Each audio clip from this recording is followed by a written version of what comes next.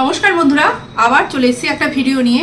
আর ভিডিওটা হচ্ছে সন্দীপ আজকে যে ভিডিওটা করেছে সকালে, সেই ভিডিওটা নিয়েই কিছু কথা বলতে।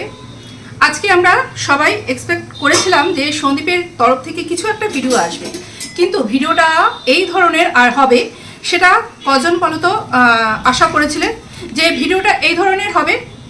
কে কে করেছিলেন?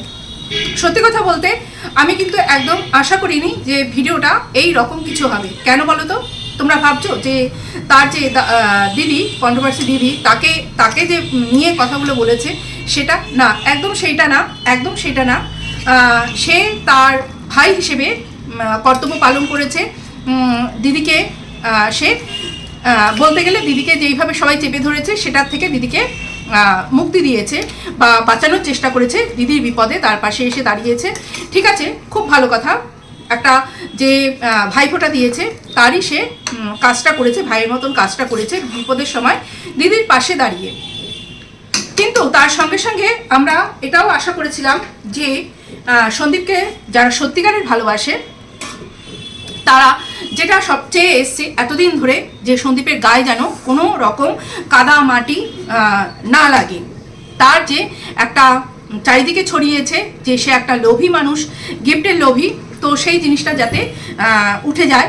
সে এমন কিছু করুক, এমন কিছু বলুক দর্শকদের উদ্দেশ্যে, তো সেই জিনিসটা যেন একদম সেখান থেকে সরে যায়। তো সন্দীপ কী করলো? সেই জিনিসটা তো করলোই না।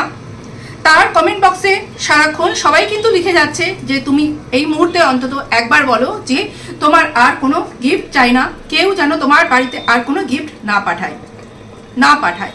কেননা এটা যখন এতটা বড় একটা ইস্যু ধারণ করেছে, তো সেটা অবশ্যই সন্দীপের চ্যানেল থেকে আমরা সবাই আশা করেছিলাম দর্শকদের উদ্দেশ্যে বা যারা মুখ না দেখিয়ে গিফট পাঠাচ্ছে তাদের উদ্দেশ্যে যে তারা যেন কেউ গিফট না পাঠায়। কিন্তু সন্দীপ সেটা করলো না। তার মানে পরিষ্কার বোঝা যাচ্ছে সন্দীপও চায় যে এই গিফটগুলো আসুক। গিফট বলতে কিন্তু এখানে আমি যে বাচ্চাটার জন্য খেলনা, জামা কাপড় বা পেন পেন্সিল এগুলোর কথা আমি বলছি না। যদিও পেন পেন্সিল সেরকমভাবে তো ইউজ করতেই দেখি না, এখানে ওখানে ফেলে ছড়িয়ে রাখাই হয়। তো আমি যে গিফটের কথা বলছি সেই গিফটগুলো কিন্তু বড় সড়ো যেই গিফটটা ঢুকেছে সেই গিফটের কথাই বলছি। যদি সেখানেই সীমাবদ্ধ থাকতো তবুও একটা কথা হতো। তারপরেও আবার শুনছি বড় সড়ো রকমের আরও কিছু আসতে চলেছে।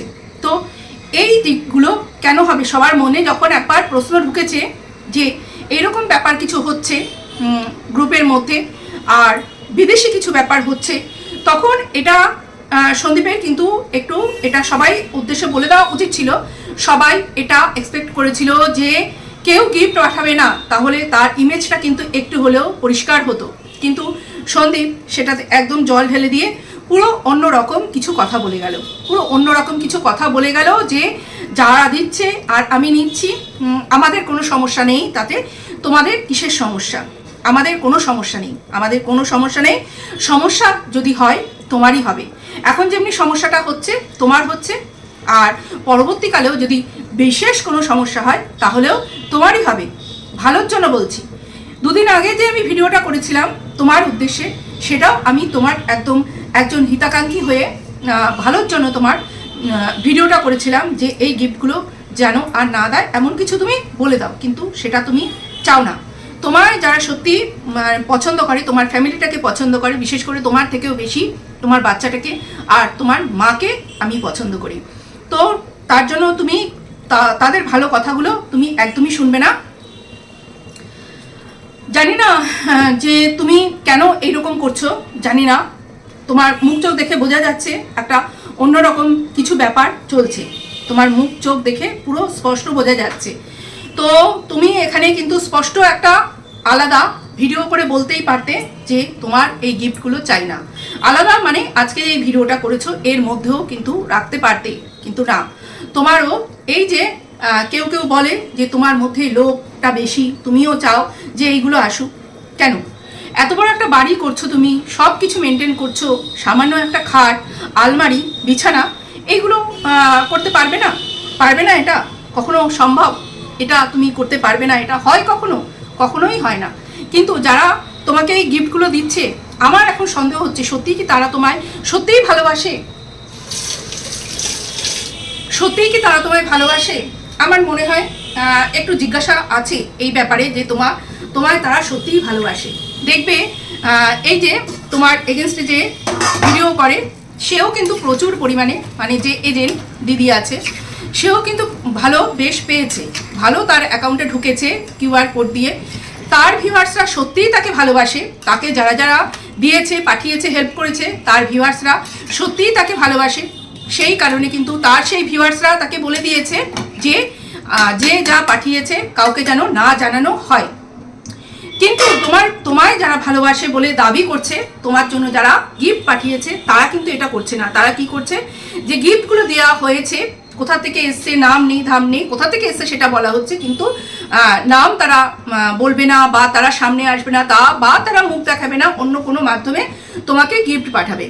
এখান থেকে মাঝখান থেকে কি হচ্ছে বলো তো, তোমার ইমেজটা একদম ডাউন হয়ে যাচ্ছে, তোমার ইমেজটা একদমই ডাউন হয়ে যাচ্ছে। তো এমন গিফট কেন পাঠানো, যে গিফটের কোনো কে পাঠাচ্ছে তার কোনো মালিকানা নেই। যে গিফট পাঠাচ্ছে তাকে আমরা চিনতে পারছি না, তাকে আমরা জানতে পাচ্ছি না। তাহলে সেটা এরকম ফলাও করে কেন বলা যে কেউ গিফট পাঠাচ্ছে? সে যদি ভালোই হতো, সে কিন্তু তোমার যদি ভালো চাইতো, এখনো যদি তোমার ভালো চায়, তাহলে কিন্তু বলতো যে না, এটা এই অ্যামাউন্টটা আমি দিলাম, এটা সন্দীপের কাছেই যাক, সন্দীপের মতন একটা গিফট কিছু কিনে নিক, তাতে আমার নাম বলতে হবে না। সন্দীপ যদি সন্দীপের নিজের নাম দিয়ে ওটা চালায় তবুও ঠিক আছে, কিন্তু আমি দেখবো যেন সে সেই জিনিসটা কিনেছে, সেই জিনিসটা কিনেছে। তাহলেও কিন্তু দর্শক বুঝতো যে না, এটা সন্দীপ নিজের থেকে কিনেছে, বাইরের কোনো টাকা এসে সন্দীপকে দেওয়া হয়েছে এমন না।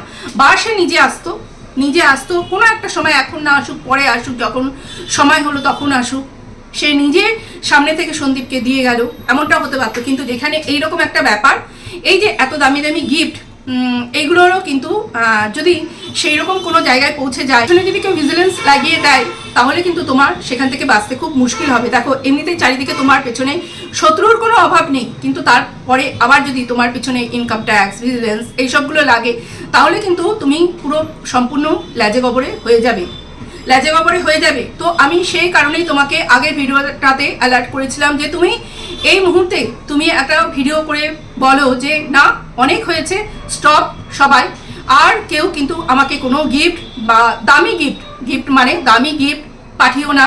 যদি বাচ্চার জন্য গিফট পাঠাতে হয় তো পাঠিও, অবশ্যই মায়ের জন্য গিফট পাঠাতে হয়, পাঠিও, শাড়ি জামা কাপড় এগুলোতে আর কতই কি আছে, কিন্তু এই ধরনের গিফট, দামি গিফট, ফার্নিচার এই সব কেউ পাঠিও না। কিন্তু তুমি তো শুনবে না। আমরা যারা সত্যিই তোমার ফ্যামিলিটাকে পছন্দ করি, এখন যে করি না তা না, করি, তারা কিন্তু একটু আশাহত হয়েছি। যেহেতু পুরোটা এখনো কোনো কিছু ক্লিয়ার হয়নি, কি ব্যাপার না ব্যাপার, কি বৃত্তান্ত, কোনো কিছুই কিন্তু ক্লিয়ার হয়নি। কাকে পুরোপুরি বিশ্বাস করব, কাকে পুরোপুরি বিশ্বাস করব না, পুরোটা ক্লিয়ার হয়নি। তার জন্য কারো কে বিশ্বাসী, কে অবিশ্বাসের যোগ্য সেটাও বলতে পারছি না। কিন্তু তোমার প্রতি তোমার কে যে লোকে ভাবছে, সেটা মনে হয় একটু হলেও সত্য, যে তুমি একটি, মানে তোমার ভেতরেও কিন্তু লোভটা আছে, তুমি সেটা সম্বরণ করতে পারছো না। আগে হয়তো অল্প ছিল, এখন যেহেতু তুমি একের পর এক পেয়ে যাচ্ছ, তার জন্যই হয়তো সেটা আরও বেড়ে গেছে। হয়তো কথাগুলো শুনতে একটু খারাপ হলেও কথাগুলো একটু ভেবে দেখো, সত্য, ভীষণ সত্য কথা। কেননা কথাতেই আছে আগে তিতা পরে মিঠা, তো তিতা জিনিসটা আগে হজম করে নেওয়া আমার মনে হয় অনেক ভালো, পরে মিষ্টি জিনিসটা খেলে মুখে সেটা লেগে থাকবে। তো ওই মিষ্টি কথা বলে তারপরে সেই জিনিসটাকে মেকআপ দেওয়ার জন্য আমার মনে হয় সেই জিনিসটা ভালো না। তো যেটা আমার মনে হলো ও সত্যিই সন্দীপের জন্য ভালো, সেই কথাটাই আমি এখানে বললাম। যদিও শোনে তাহলে খুবই ভালো, আর যদি না শোনে ভীষণ খারাপ দিকে কিন্তু একটা যাবে।